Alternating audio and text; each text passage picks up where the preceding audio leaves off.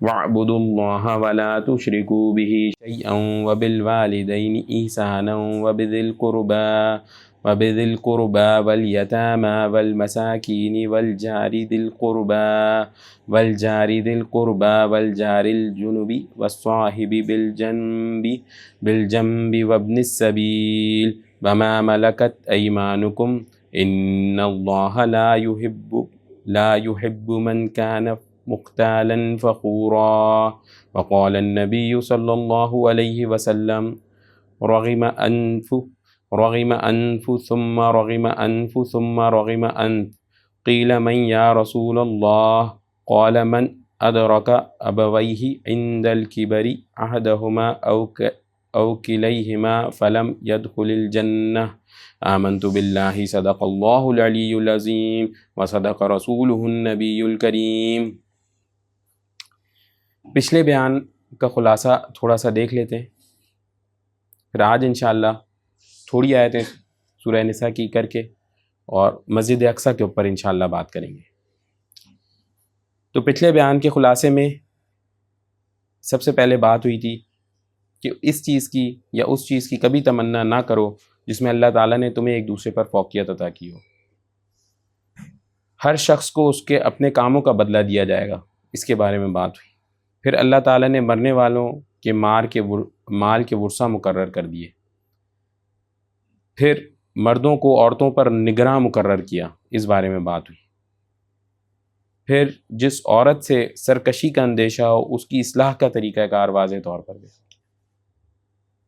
اور آخر میں مرد اور عورت میں جدائی کا اندیشہ ہو، یعنی اگر میاں بیوی کے بیچ میں کسی وجہ سے جدائی کا اندیشہ ہو تو دونوں کے خاندان سے قابل اعتماد مردوں کو اس مسئلے کے حل کرنے کی طرف لایا جائے گا۔ اس میں اہم ترین بات یہ بھی ہوئی تھی کہ جب نکاح کریں تو خصوصی طور پہ دیکھیں کہ نیک صالح خاتون۔ پھر اسی طرح سے یہ بات بھی ہوئی تھی کہ رشتہ داروں کو بھی دیکھیں، خاندان کو بھی دیکھیں کہ وہ بھی نیک صالح ہوں، تاکہ ان معاملات میں آگے آسانی رہے، کوئی مشکل نہ پیش آئے۔ آج انشاءاللہ جو آیت اس کی تلاوت کی گئی اس کا ترجمہ، اور اللہ سبحانہ تعالیٰ کی عبادت کرو اور اس کے ساتھ کسی کو شریک نہ ٹھہراؤ، اور والدین کے ساتھ اچھا سلوک کرو، اور رشتہ داروں، یتیموں، مسکینوں، قریب والے پڑوسی، دور والے پڑوسی، پاس بیٹھنے والے شخص اور راہگیر کے ساتھ اور اپنے غلام باندیوں کے ساتھ اچھا برتاؤ رکھو۔ بے شک اللہ سبحانہ تعالیٰ پسند نہیں فرماتے اس شخص کو جو تکبر کرنے والا، فخر کرنے والا ہو۔ یہ ایک بڑی آیت اور بڑا ترجمہ ہے، اس ایک آیت میں اتنے سارے احکامات مل گئے، اس ایک آیت میں اتنے سارے احکامات مل گئے۔ دیکھیں جو کتاب ہے یہ اللہ تعالیٰ نے کیا بتایا، مومنوں کے لیے خوشخبری ہے اور ہدایت ہے۔ کرنا کیا ہے، وہ طریقے کار ہیں سارے۔ اگر وہ یہ چیز مائنس کر دی جائے تو زندگی میں انسان کے لیے کلیئرٹی نہیں ہے کہ بھائی کس کے ساتھ اچھا معاملہ کرنا ہے، کس کے ساتھ کیسے رہنا ہے، کس کے ساتھ کیا کرنا ہے۔ سوال جواب ختم کر کے باتیں ہیں ساری، اس میں نیٹ کلین چیز سمجھا دی گئی ہے یہ۔ تو پہلی بات اس آیت میں کیا بتائی گئی کہ اللہ سبحانہ تعالیٰ کی عبادت کرو، اس کے ساتھ کسی کو شریک نہ ٹھہراؤ۔ بالکل واضح ہے، یعنی اس وقت سب سے معتبر کتاب اگر اس پوری دنیا میں کوئی موجود ہے تو وہ قرآن کریم، اور کوئی بھی نہیں، جس میں کوئی رد و بدل نہ ہوا، سالوں گزر گئے، معجزہ ہے اپنی جگہ کے اوپر۔ حافظ اتنے سارے موجود ہیں، اس کے پڑھنے والے اتنے سارے موجود ہیں، عمل کرنے والے تھوڑے ملیں۔ عمل کرنا ہے اصل کام، پڑھ جانا تو کافی نہیں ہوتا نا، اصل بات تو عمل کرنا ہوتا ہے۔ پڑھ تو سارے لوگ، انجینئرنگ کی ڈگری تو کتنے سارے لے لیتے ہیں نا، پروگرامر اس میں سے تھوڑے ہی ہوتے ہیں۔ پھر اسی طرح سے دیگر اور بھی شعبوں میں اتنے سارے لوگ ڈگری تو لے لیتے ہیں، نوکریاں تھوڑوں کو ملتی ہیں۔ اور جو صحیح ذمہ داری سے کام کرتا ہے، دل لگا کے پڑھتا ہے، اس کو آتا ہے سب کچھ کہ میں نے کیا سیکھا ہے، کیا سمجھا، اس کو جا کے کام مل جاتا ہے۔ تو یہی حال اس تعلیم کا بھی ہے، جو اس کو صحیح سے پڑھے گا، سمجھے گا، عمل کرے گا، اس کا فائدہ اٹھا لے گا، اس کے نفع اٹھا لے گا۔ نہیں کرے گا تو جیسے وہ اتنے سارے بچے یونیورسٹی میں پڑھتے ہیں، پاس تو ہو جاتے ہیں، ڈگری تو لے لیتے ہیں، ہوتا ہوا تھا کچھ بھی نہیں ہے، تو وہی زندگی کا حال بھی رہتا ہے۔ تو یہاں پہ اللہ تعالیٰ نے پہلی بات کی کہ اللہ تعالیٰ کی عبادت کرو، اس کے ساتھ کسی کو شریک نہ ٹھہراؤ۔ چنانچہ ایک حدیث میں آتا ہے، حضرت معاذ بن جبل رضی اللہ عنہ نے بیان کیا کہ میں رسول اللہ صلی اللہ علیہ وسلم کی سواری پر آپ کے پیچھے بیٹھا ہوا تھا۔ حضرت صلی اللہ علیہ وسلم نے فرمایا، اے معاذ، میں نے عرض کیا جی میں حاضر ہوں۔ آپ صلی اللہ علیہ وسلم نے فرمایا، تمہیں معلوم ہے کہ اللہ سبحانہ تعالیٰ کا اپنے بندوں پر کیا حق ہے، کہ اللہ سبحانہ تعالیٰ کا بندوں پر کیا حق ہے؟ میں نے عرض کیا، اللہ تعالیٰ اور اس کے رسول صلی اللہ علیہ وسلم کو زیادہ علم ہے۔ فرمایا، اللہ سبحانہ تعالیٰ کا بندوں پر یہ حق ہے کہ وہ اللہ تعالیٰ ہی کی عبادت کریں اور اس کے ساتھ کسی کو شریک نہ ٹھہرائیں۔ تو پہلا اور سب سے بڑا حق جو ہے نا، جو ہمیں ادا کرنا ہے، وہ کیا؟ کہ اللہ تعالیٰ کی عبادت کریں اور اس کے ساتھ کسی کو شریک کسی صورت نہ ٹھہرائیں۔ پھر حضور صلی اللہ علیہ وسلم نے تھوڑی دیر چلنے کے بعد دوبارہ فرمایا، اے معاذ، میں نے عرض کیا جی میں حاضر ہوں۔ فرمایا، تمہیں معلوم ہے کہ جب بندہ یہ کام کر لے تو ان کے اللہ کا ان پر کیا حق ہے؟ تو اگر ایک بندہ یہ کام کر لے تو اب ریورس میں بھی تو ایک چیز ہوتی ہے نا، تو ریورس میں کیا ہونا ہے وہ بتا دے۔ تو اللہ تعالیٰ کا کیا حق ہے بندوں کے اوپر، وہ بتا دے۔ میں نے عرض کیا، اللہ سبحانہ تعالیٰ اور اس کے رسول صلی اللہ علیہ وسلم کو ہی زیادہ علم ہے۔ فرمایا کہ بندوں کا اللہ تعالیٰ پر یہ حق ہے کہ وہ انہیں عذاب نہ دے، عذاب نہ دے۔ تو جو بندہ خلوص کے ساتھ اللہ سبحانہ تعالیٰ کی بندگی ہی کرتا ہے، اس میں کوتاہی نہیں کرتا، شریک نہیں بجا کے لاتا کوئی خدا نہ خواست، تو اللہ تعالیٰ اسے عذاب سے، دونوں جہانوں کے عذاب سے محفوظ فرمائے۔ یہاں کے اوپر بھی اس کی امتحانی کیفیات تو سبوں کو انہوں نے گزارنا ہے نا۔ اللہ تعالیٰ نے کہا ہم تمہیں آزمائیں گے کہ تم کیسے کام کیسے کرتے ہو، پھل بھی کبھی کم کریں گے اور کبھی تمہیں جان کے خوف سے بھی آزمائیں گے، سب کچھ کریں گے، اور خوشخبری سنا دو ثابت قدم رہنے والوں کو۔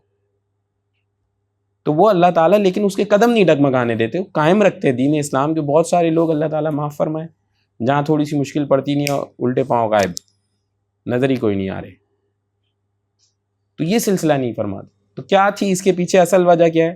اللہ سبحانہ تعالیٰ کی بندگی۔ آج ہم دیکھیں، اگر ہم اپنا محاسبہ کریں تو ہمیں یہ اندازہ ہوگا کہ ہم اس پہلی شرط میں کس قدر کمزور اور ناقص ہو گئے، کس قدر کمزور اور ناقص ہو گئے کہ میں بیان ہی نہیں کر سکتا آپ لوگوں کو۔ جس دور میں قرآن پاک نازل ہوا، نبی کریم صلی اللہ علیہ وسلم و اصحاب موجود تھے، آپ یقین مانیں منافق بھی کھڑا ہو کے نماز پڑھتا تھا، منافق بھی نماز پڑھتا تھا، نماز نہیں چھوڑتا۔ آج نماز کی کیا کیفیت ہے ہماری، اور ایک بڑے طبقے کی ہماری، میں نہیں کہہ رہا کہ چلو شاید تھوڑے سے 20-25 رہ گئے ہوں گے، یعنی منافقین کی کیٹیگری بھی نمازیوں کے بعد شروع ہو رہی ہے۔ تو جو نمازی بالکل چھوڑ بیٹھے تو ان کا کیا حال سوال، کیا جواب، کیا بات کی جائے؟ تو ہم یہ پہلی شک میں ہم کس قدر، مگر ہم کیا سمجھتے ہیں کہ اللہ تعالیٰ بہت غفور الرحیم ہے، بخش دیں گے, ہمیں معاف کر دیں گے. کلمہ تو ہم نے پڑھا ہوا ہے, لا الہ الا اللہ محمد رسول, اور جنت میں داخل ہونے کے لیے تو کافی ہے. تو اور کچھ چیزیں ایسی ہیں جیسے کھانا کھانا کتنے لوگ چھوڑ دیتے ہیں بھائی, مجھے بتائیں, کھانا چھوڑ دیتے ناشتے میں نہیں کرتا, آج جاؤ, کل بھی نہیں کروں گا, پرسوں بھی نہیں, جی 1 مہینہ گزر گیا ناشتہ ہی نہیں کرتا, ناشتے کی جگہ ڈائریکٹ دوپہر کا کھانا کھاتا. نہیں کرتے نا, کریں گے بیمار ہو جائیں گے. تو بھائی یہ روح کی غذا نماز کو کیوں ایسے چھوڑتے, ایسے کیوں ضائع کرتے؟ جیسے کھانا کھاتے ہوئے آپ کو احساس نہیں ہوتا کہ میرا وقت ضائع ہو رہا ہے یا میں کیا کر رہا ہوں, کھاتے ہی ہے نا, مجبوری ہے. تو ایسے نماز پڑھتے وقت احساس کیوں نہیں ہوتا, بھائی یہ میرا کام ہے, میرا ضروری ہے, کرنا ہی ہے مجھے, میں چھوڑ نہیں سکتا. کھانا کھاتے ہوئے تو خیال نہیں آتا, باتھ روم جاتے ہوئے تو خیال نہیں آتا, دیگر اور جو رکھی ہیں اللہ تعالیٰ نے کرنے ہی کرنے, مجبوری ہے. تو بھائی ذرا روح کے بارے میں خود سوچ لیں کہ اللہ یہ کام کرنے کی, تو یہ بندگی اتنی اہمیت کیا ملے. پھر اتنا پیارا قرآن, اتنے پیارے احکامات, آپ محنت کر کے ڈھونڈ کے نکال دیں ایک, کہ بولیں کہ یہ کس طرح کی خطرناک بات ہو گئی, یہ کیسی فطرت کے خلاف بات ہو گئی. ایک حکم نہیں ڈھونڈ کے نکال سکتے جو فطرت کے خلاف ہو. ساری دنیا کی کتابیں ایک طرف رکھ دیں, یہ ایک کتاب ایک طرف بھاری ہے ان ساروں کے اوپر. پہلی بات, اب اس کے بعد کیا کرتے ہیں, یہ سب کرنے کے بعد والدین کے ساتھ اچھا سلوک کرو, والدین کے ساتھ اچھا سلوک کرو, والدین کے ساتھ اچھا سلوک کرو. شرط نہیں لگائی کہ وہ تمہیں پیسے دیتا ہو, اچھا کھلاتا ہو, تب اچھا سلوک کرنا. شرط نہیں لگائی کہ وہ تم سے بہت اچھے سے رہتا ہو, تب اچھا سلوک کرنا. بغیر کسی شرط والدین کے ساتھ اچھا سلوک, خواہ کیسے ہی کیوں نہ ہو, اچھا سلوک. والدین کے بارے میں تو یہاں تک ہے کہ اگر مشرک ہو تب بھی اچھا سلوک کرو, مشرک ہو تب بھی اچھا سلوک کرو. اور کسی کے بارے میں یوں نہیں ہے, لیکن والدین کے بارے میں ایسے مشرک ہو, ہاں کوئی کفر کا حکم ہو تو وہ نہ ماننا, لیکن سلوک ان کے ساتھ اچھا کرنا ہے. اب مجھے بتائیں, ادھر بھی ہم کتنی مار کھاتے ہیں, کیا ایک سے ایک مسائل اس وقت سامنے معاشرے میں موجود نہیں ہے. والدین پریشان ہیں, بچوں کا ان کے ساتھ رویہ ٹھیک نہیں ہے, اور ادھر اللہ تعالیٰ دوسرا حکم فرما رہے ہیں کہ بھائی تم والدین کے ساتھ اچھا سلوک کرو. اس میں کوئی کمی نہیں ہے. یوں کہا گیا ماں کے قدموں کے نیچے جنت, والد کے قدموں کے نیچے دنیا. تو اب آپ اس دنیا میں کیسے والد کو ناراض کر کے دنیا ڈھونڈنے جا رہے ہو بھائی, کون سی دنیا ڈھونڈنے جا رہے ہو والد کو ناراض کر کے؟ آج خود انجینئر بن گئے, خود بڑے قابل ہو گئے, اور خود کسی موقع کے اوپر پہنچ گئے, تو اب سمجھتے ہیں کہ بھئی ان کو کیا پتا, ان کو کیا علم, ان کو کیا آتا ہے, تو پتہ تو سب کچھ ہم ہی کو ہے. اور ٹھیک ہے بھائی, تم ہی کو سب پتا ہوگا, پھر بھی انہوں نے رہنا سر آنکھوں کے اوپر, پھر بھی انہوں نے سر آنکھوں کے اوپر رہنا. تو اس میں کوئی کمپرومائز, نو کمپرومائز, نو کمپرومائز. صبح سے لے کر شام تک محنت کرتے ہیں نا, وہ کس لیے محنت کرتے ہیں, تاکہ ادھر بڑی سکسیس حاصل کر لیں, یہی وجہ ہے یا اور کوئی وجہ؟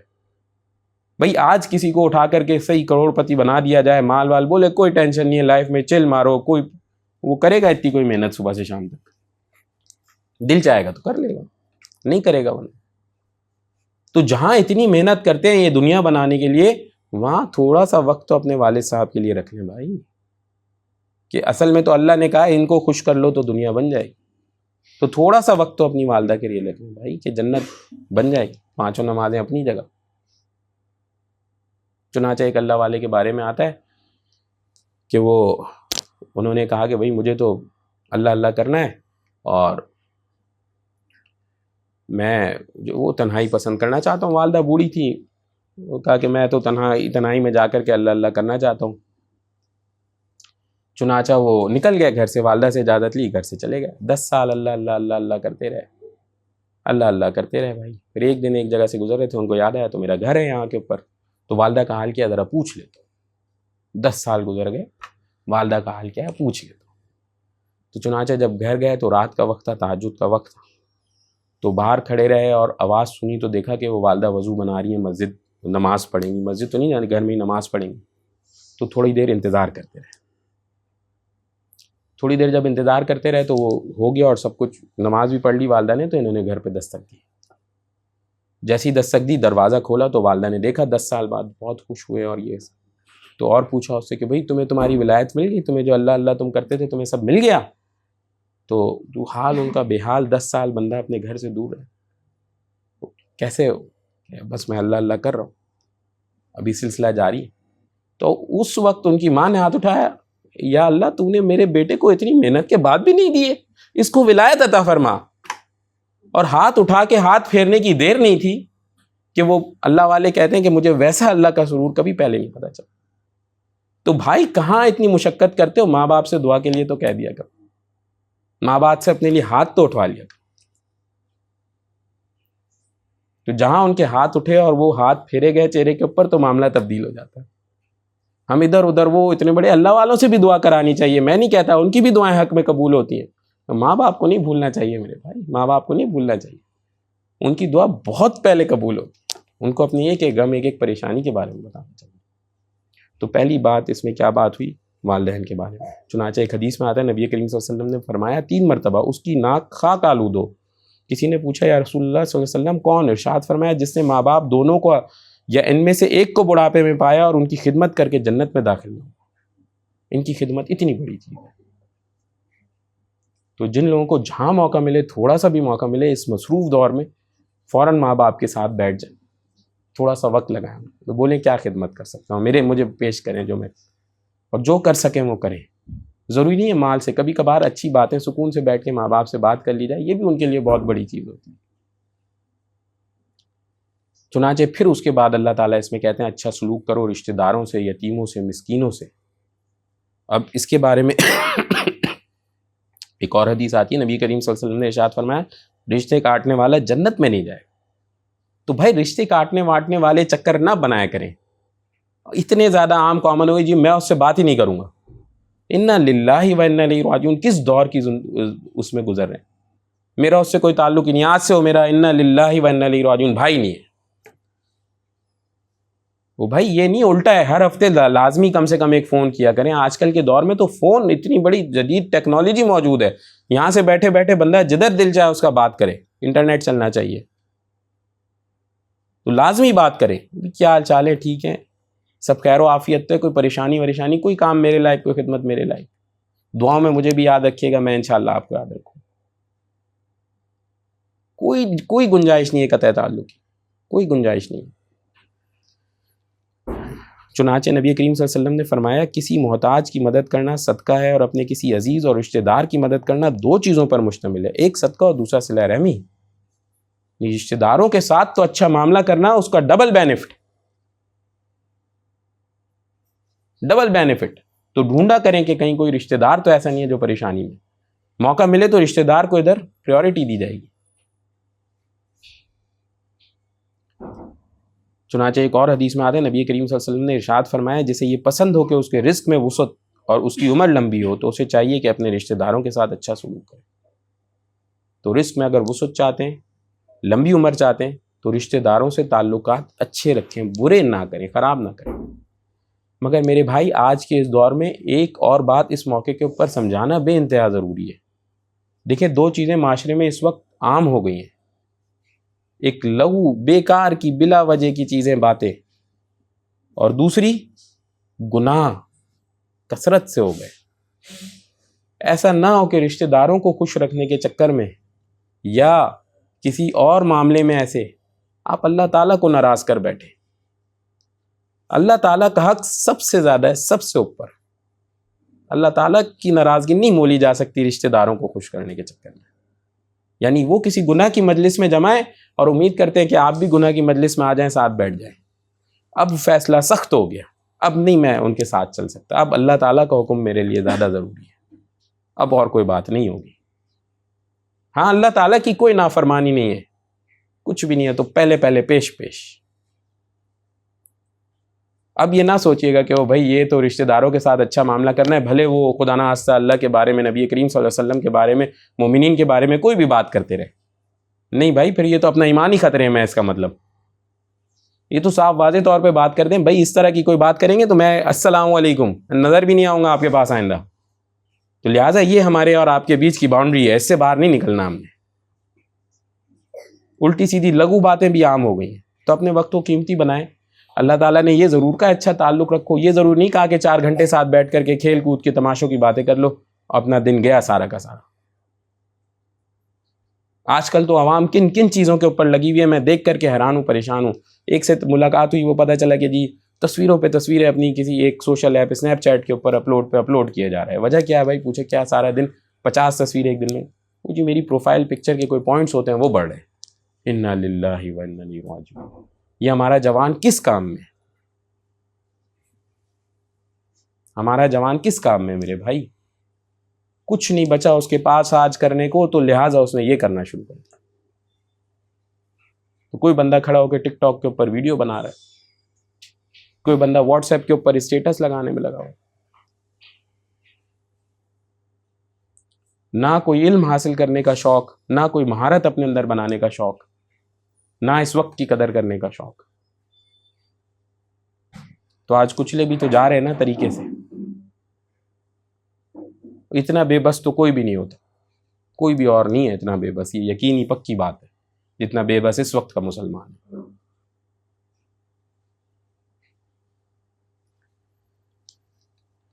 چنانچہ اس کے بعد اچھا برتاؤ کرنے کا اور حکم ہوا، اور وہ کیا کہ پڑوسی، قریب کے پڑوسی، دور کے پڑوسی. اب یہ کیا ہے بھائی قریب کا پڑوسی دور کا پڑوسی؟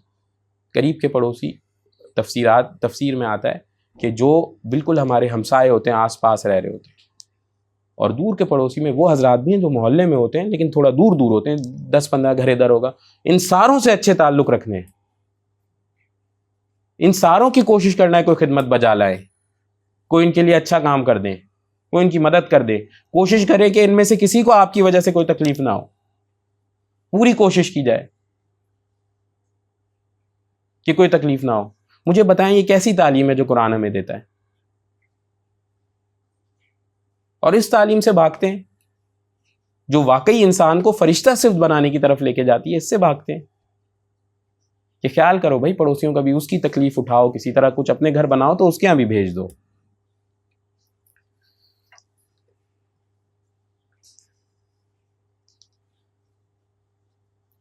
پھر اس کے بعد کہا گیا یتیموں اور مسکینوں کے ساتھ بھی اچھا تعلق رکھو. چنانچہ یتیموں اور مسکینوں کے بارے میں تو نبی کریم صلی اللہ علیہ وسلم نے ایک حدیث میں فرمایا، بیواؤں اور مسکینوں کے کام آنے والا اللہ تعالیٰ کے راستے میں جہاد کرنے والے کے برابر ہے. اللہ تعالیٰ کے راستے میں جہاد کرنے کے والے کے برابر ہے، یا رات بھر عبادت اور دن کو روزے رکھنے والے کے برابر. تو کوشش کرنی چاہیے ڈھونڈیں کہ کوئی یتیم اس طرح مل جائے. یتیم کون ہوتا ہے؟ جس کے والد صاحب کا انتقال ہوا اور ابھی بالغ نہ ہوا، تو اس کی تعلیم کا خرچہ، اس کے کھانے پینے کا خرچہ، یا اس کی کسی چیز کی ذمہ داری لے لی جائے. بیواؤں کے بارے میں ان کا خیال رکھا جائے، ان کے گھروں میں ان عزت و احترام کے ساتھ چیز پہنچائی جائے. تو یہ ایسا ہے کہ جیسے جہاد کر رہا ہے، یہ ایسا ہے کہ جیسے رات بھر نوافل پڑھ رہا ہے، دن بھر روزے رکھ رہا ہے.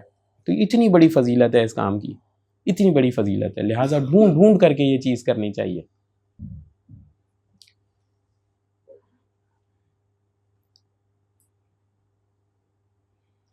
چنانچہ اس کے بعد آخری چیز جو بات ہوئی اس میں،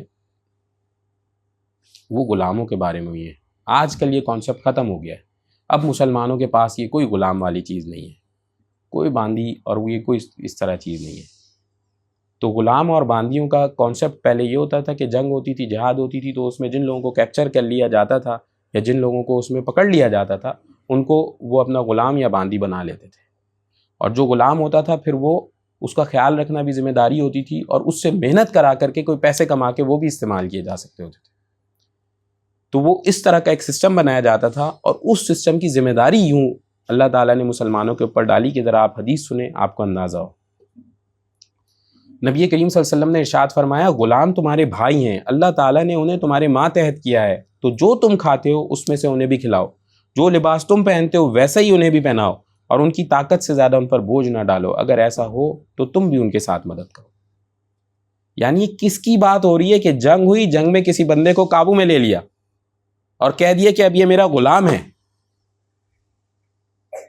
اس کو یہ کہا جا رہا ہے کہ جو خود کھاتے ہو وہ اس کو بھی کھلاؤ، جو خود پہنتے ہو وہ اس کو بھی پہناؤ، اگر اس پہ زیادہ زور ڈالا ہے تو خود بڑھ کے اس کی مدد کرو.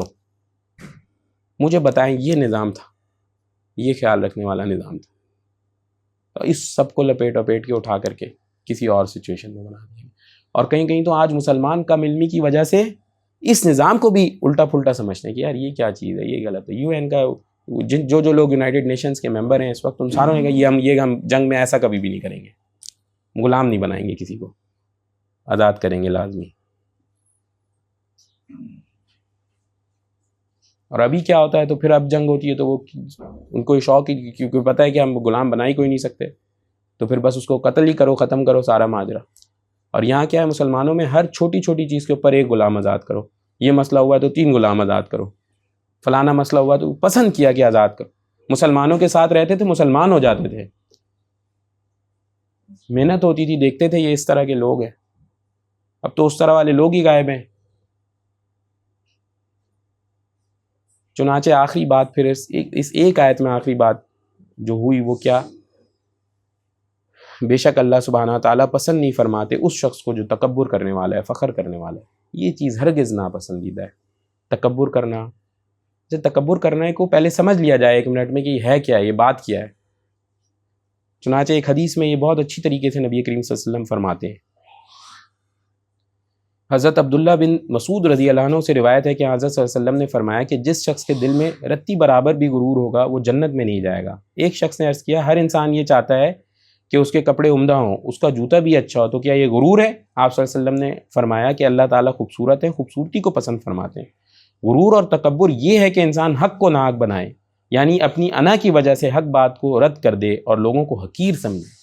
حقیر سمجھنا مسئلہ ہے کہ میں اتنا خوبصورت ہوں, یہ تو کچھ بھی نہیں ہے. انا للہ و انا الیہ, مجھے تو ایسا دماغ دیا, مجھے تو یہ دیا, مجھے وہ دیا, اس کو کچھ بھی نہیں دیا, یہ تو بالکل ہی بے وقوف. یہ حد سے زیادہ تجاوز ہے. اپنی فکر کرو, یہ برائی نہیں ہے. یہ اللہ آپ کا شکر ادا کرتا ہوں, آپ نے مجھے کس نے بنائی شکل؟ خود بنائی ہے کسی نے, اللہ تعالیٰ کی بنائی ہوئی. کیا کمال ہے بھائی, ایسے پیدا کر دیے گئے, تو اس میں کیا اتنا اترانے پھرنا؟ یہ تو اللہ کا احسان ہے, شکر منائے اللہ تعالیٰ, یا اللہ آپ کا کرم ہے, آپ نے مجھے ایسا.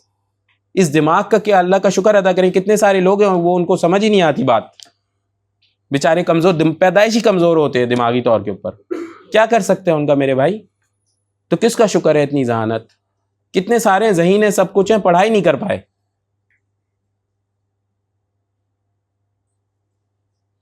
تو کس کا اللہ کا شکر ادا بجا لانا چاہیے.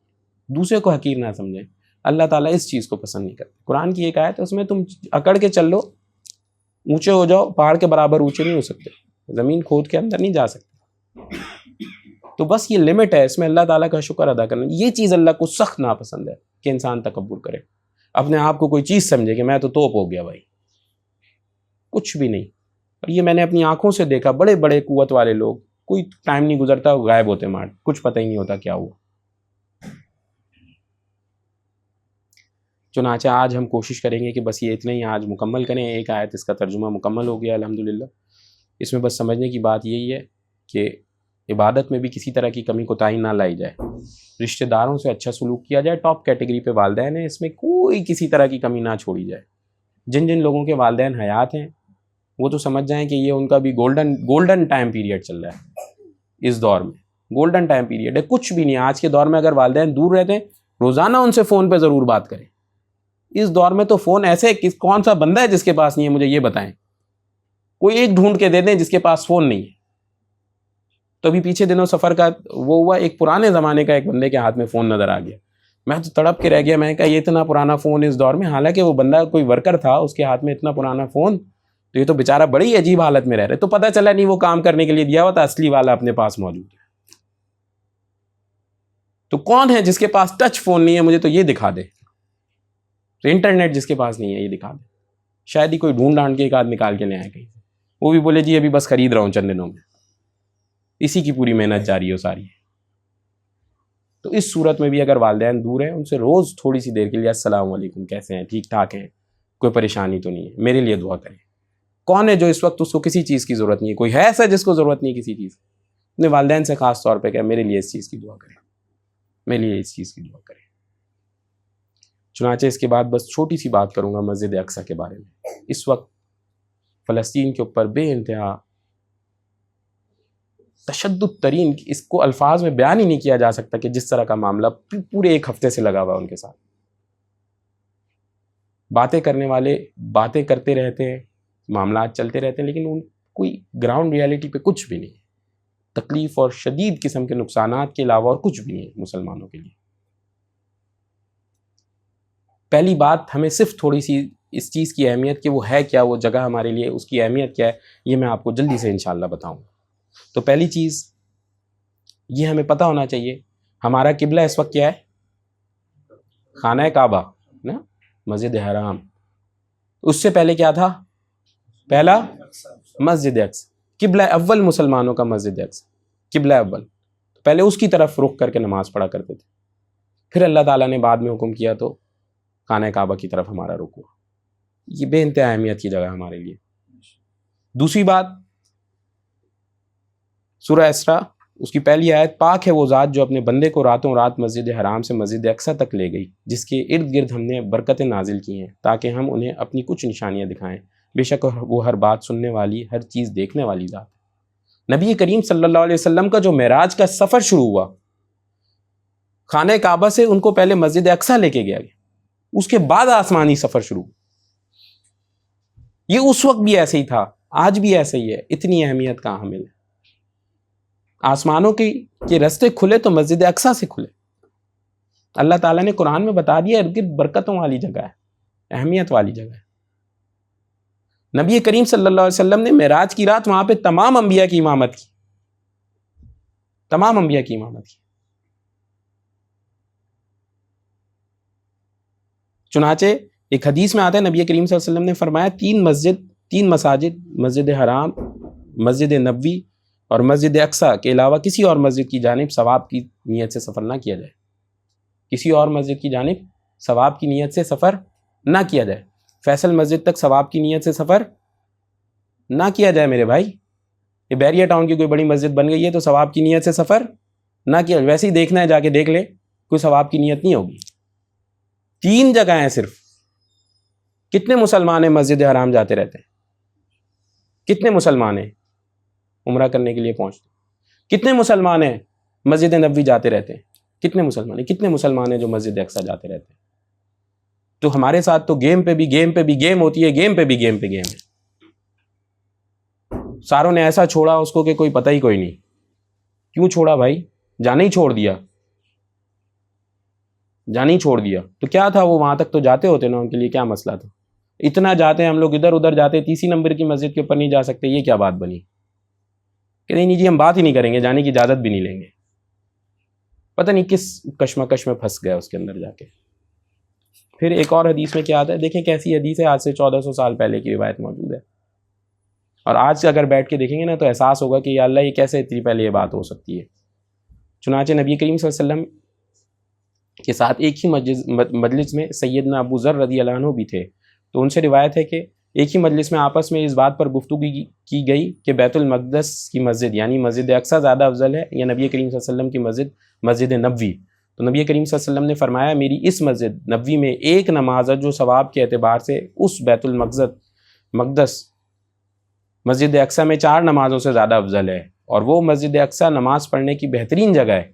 ان قریب ایسا وقت بھی آنے والا ہے کہ ایک آدمی کے پاس گھوڑے کی رسی کی بقدر زمین کا ایک ٹکڑا ہو جہاں سے وہ بیت المقدس کی زیارت کر سکے. اس کے لیے بیت المقدس کو ایک نظر دیکھ لینا پوری دنیا، یا فرمایا کہ پوری دنیا سے بھی زیادہ افضل ہے. ایک وقت ایسا آنے والا ہے جس کے پاس اتنی جگہ ہو وہ دیکھ سکتا، اسے دیکھ لینی چاہیے. آج میں دیکھنا چاہتا ہوں، میں نہیں دیکھ سکتا. کتنے سارے مسلمان آ رہے ہوں جا کے نہیں دیکھ سکتے، ان کو اجازت ہی نہیں ہے جانے کی. وہ پیسوں سے بھی نہیں جا سکتے، کسی صورت نہیں جا سکتے. ایسی پابندی اوپر لگا دی گئی ہے کہ نہیں جا سکتے. اور مسجد اقصی یہ وہ مقام ہے جو تینوں کے لیے، اہل کتاب تینوں، یہودیوں کے لیے بھی، نصرانیوں کے لیے بھی، مسلمانوں کے لیے بھی بہت بہت قابل احترام جگہ ہے. اور ایک عرصے تک مسلمانوں نے اس کی حفاظت کی. ایک عرصے تک کرسچنز بھی وہاں آ کر کے اپنی عبادت کرتے رہے، یہودی بھی آ کر کے عبادت کرتے رہے. اور پھر یہ مسلمانوں سے وہ جب ان کا وہ ایک پوری زیونزم کا ایک پورا سلسلہ شروع ہوا تو یہ بڑی عقل مندی سے اس کو مسلمانوں کو اٹھا کے سائڈ پہ کر دیا گیا. تو 1947 کی UN کی ریزولوشن ہے کہ اس خطے کو، فلسطین کو 3 حصوں میں کم سے کم توڑا جائے، ایک جو کہ فلسطینیوں کے لیے ہو، ایک جو کہ یہودیوں کے لیے ہو، اور ایک یہ بیت المقدس، یہ پورا علاقہ جیروسلم، اس کو انٹرنیشنل کمیونٹی دیکھے، اہل کتاب سارے دیکھ لیں مل کر کے۔ یہ تک امپلیمنٹ نہیں ہو پایا، حالانکہ وہ ساری کی ساری جگہ مسلمانوں کی تھی جس وقت یہ معاملہ شروع ہوا، اور اب وہ ساری کی ساری جگہ کے اوپر قابض ہونا شروع ہو گئے تقریباً، اب یہ آخری مارکوں کے اوپر ہے۔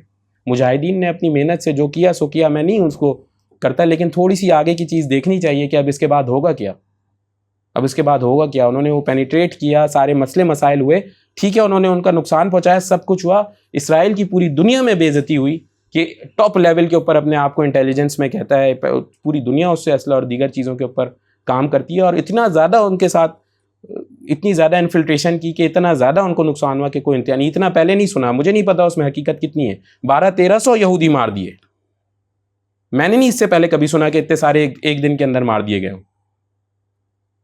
تو مگر سوچنا چاہیے نا اس کے بعد کیا ہوگا۔ اب وہ اوپر مسلسل 5 دن سے بمباری کیے چلا جا رہا ہے، ہمارے پاس ایک چھوٹا سا پتھر بھی نہیں ہے کہ اس کو مار سکے، تو پھر یہ کس طرح کا اٹیک تھا؟ اب اس نے کہہ دیا کہ یہ آدھا حصہ خالی کرو، سارے کے سارے آگے جاؤ، تمہارے پاس 24 گھنٹے کا وقت ہے۔ کوئی مسلمان، کوئی ملک کچھ کر نہیں سکتا، ہمارا حال برا ہے، ہم نے کیا کرنا ہے کسی اور کا کچھ، ہمارا اپنا حال برا ہے، ہم ہاتھ اٹھا کے دعا کر سکتے ہیں، یا اللہ آپ ہی کوئی معجزہ کر دے، ویسے تو 313 بھی ہزاروں پہ بھاری ہوتے ہیں، یا اللہ وہ 313 ہی بھیج دے، وہ ایمان والے 313 ہی بھیج دیں کہ وہی کچھ کر جائیں، ورنہ جو گراؤنڈ ریئلٹیز ہیں وہ تو ایسی نہیں ہیں۔ اس جہاز جو آ کر کے مسلسل ہر کہتے 30 سیکنڈ کے اوپر بمباری کر رہا تھا، 30 سیکنڈ کے اوپر، مطلب 30 سیکنڈ میں ایک اور بم پھٹ رہا تھا، 30 سیکنڈ میں ایک اور بم پھٹ رہا تھا، تو اس سے لڑنے کی تو کوئی چیز موجود ہمارے پاس۔ سمندر کے اس طرف بھی سارے وہی کھڑے ہوئے، ادھر سے بھی سارے وہی، کچھ بھی نہیں۔ مسلمانوں کو اللہ تعالیٰ نے اگر طاقت دی ہوتی، کبھی ایسا نہ کرتے، کبھی اس طرح ظلم و ستم نہ کرتے۔ کس کو مار رہے ہیں وہ؟ ان کو اتنا ہی تھا تو پانی بجلی گیس تو بند کی تھی نا، بہت ہی زیادہ، اگر تو پرسکون طریقے سے بھی یہ کام کر سکتے تھے نا، 6 مہینے میں خالی کرا لیتے، کون سی اتنی ان کو بھاگنے کی لگی ہوئی تھی؟ نہیں، انہوں نے کہا یہ ان کو ہم کچھ سمجھتے ہی نہیں ہے، ان کو تو ہم ماریں گے۔ ان کے ایک ان کا جو پارلیمنٹ کی خاتون ہے، اس نے یہ بیان دیا کہ انہوں نے ہمارا یہ جو نقصان کیا ہے، اس کی سزا ان کو ایسی دینی چاہیے کہ یہ عبرت بنے۔ کون؟ کیا وہ سارے کے سارے اٹھ کر کے جا کے انہوں نے جہاد ڈھابہ کھولا؟ اس میں جو خواتین ہیں وہ بھی برابر کی شریک ہیں، کیا جو بچے ہیں وہ بھی برابر کے شریک؟ کوئی مذہب اس کی اجازت نہیں دیتا، مسلمان تو ہرگز اجازت نہیں دیتے اس چیز کی۔ ہمارا کرنے کا کام کیا ہے، سوچنے کی بات کیا ہے کہ میرے بھائیوں ضرور دعا کریں، لیکن ہم اپنے اوپر نظر دوڑائیں کہ ہم کر کیا رہے ہیں، ہم کس اعتبار سے کیا تیاری کر رہے ہیں، ہم کس دوڑ میں لگے ہوئے ہیں۔ نہ ہمیں اپنی تاریخ کا پتہ، نہ ہمیں اپنے دین کا پتہ، بالکل ہی غائب کیے گئے ہوئے۔ نہ ہم مال کے پیچھے کوئی کثرت سے محنت کرتے ہیں کہ ہم اچھے کاموں میں ان کو خرچ کریں گے۔ کسی ایک فیلڈ میں ہم بھاگ کر کے آگے نہیں آ رہے، ہم اس چیز کا پریشر ہی نہیں لے رہے، ہم اس چیز کا پین ہی نہیں لے رہے۔ نبی کریم صلی اللہ علیہ وسلم نے کیا فرمایا؟ نبی کریم صلی اللہ علیہ وسلم نے فرمایا کلمہ نہیں پڑھیں گے تو میں ایسے اپنے آپ کو آگے بڑھاتا رہوں گا۔ تو مشن کیا تھا؟ کلمہ پڑھایا جائے لوگوں کو، دین کے اوپر لایا جائے لوگوں کو۔ ادھر ہمارا مشن کیا ہے کہ ایک گھر سے دوسرا ہو جائے، دوسرے سے تیسرا ہو جائے، گاڑی ہو جائے۔ تو آج کل اور نیا شروع ہو گیا، ٹک ٹاک پہ اتنے فالوورز ہو جائیں، تو فیس بک پہ اتنے ہو جائیں۔ کس چیز میں لگ گئے؟ اپنا کتنا قیمتی وقت ہے، یہ تو ختم ہو جائے گا چند دنوں میں۔ تو بھائی جہاں وقت مل جائے، موقع مل جائے، وہاں اللہ تعالیٰ کی تعلیمات کو پورا کریں، جلد کامل مسلمان بن جائیں، مومن بن جائیں، جلد محنت کریں اللہ تعالیٰ سے، اس میں پھر اور رہنمائی مانگیں، یا اللہ یہ لوگ کیا کیا چیزیں بنا رہے ہیں، ہم کیوں نہیں بنا رہے؟ کیا ہو گیا؟ کیا ہمیں کوئی دماغی طور پہ کوئی خلل ہے؟ کیا وسائل نہیں ہیں؟ ہماری پوری قوم کس طرف جا رہی ہے؟ قرضوں کی اس قدر ضرورت پڑ رہی ہے زندہ رہنے کے لیے۔ تو ہمیں مل کر کے مشترکہ طور کے اوپر اس چیز کی اہمیت کو سوچنا ہوگا۔ ہمیں مل کر کے اس چیز کی ذمہ داری اٹھانی ہوگی کہ کیسے ہم اپنے معاشرے کو، جیسے مسلمان پہلے آدھی دنیا کے اوپر حکومت کرتے آئے، عدل و انصاف قائم کرتے تھے، ویسے ہم کیوں نہیں عدل و انصاف قائم کر پا رہے؟ جب ہم کرتے آئے تو اس کا مطلب ہم کرنے کی صلاحیت رکھتے ہیں، رکھتے ہیں میرے بھائی، رکھتے ہیں۔ تو بس اس میں جلد بازی کی جائے، جلدی اپنے وقت کا بہترین استعمال کیا جائے، بیجا کی چیزوں میں، غلط بیکار کی چیزوں میں اپنے آپ کو الجھایا نہ جائے۔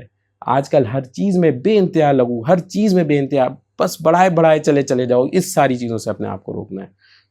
تو انشاءاللہ عزم کرتے ہیں نا اس کے لیے اپنے آپ کو روکیں گے انشاءاللہ، پکی بات ہے انشاءاللہ، اس پہ پکا عزم کرتے ہیں انشاءاللہ، پوری کوشش کریں گے کہ اللہ جتنی زندگی میری رہ گئی ہے میں اللہ مسلمانوں کی فلاح و بہبود کے لیے لگاؤں گا انشاءاللہ۔ کرتے ہیں نا انشاءاللہ اس کے اوپر عزم۔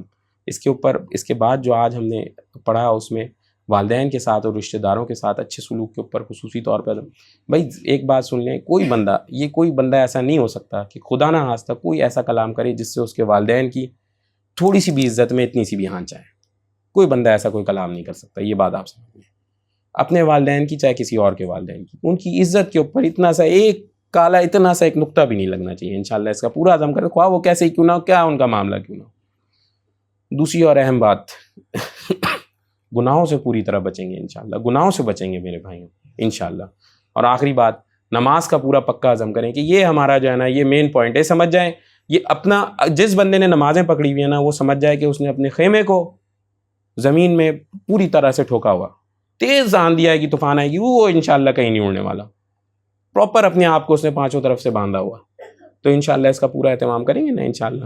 بس دعا کر لیں، یا ارحم الراحمین یا ارحم الراحمین یا ارحم الراحمین، اللہم صلی علی محمد وعلی آل محمد کما صلیت علی ابراہیم وعلی آل ابراہیم انک حمید مجید، اللہم بارک علی محمد وعلی آل محمد کما بارکت علی ابراہیم وعلی آل ابراہیم انک حمید مجید۔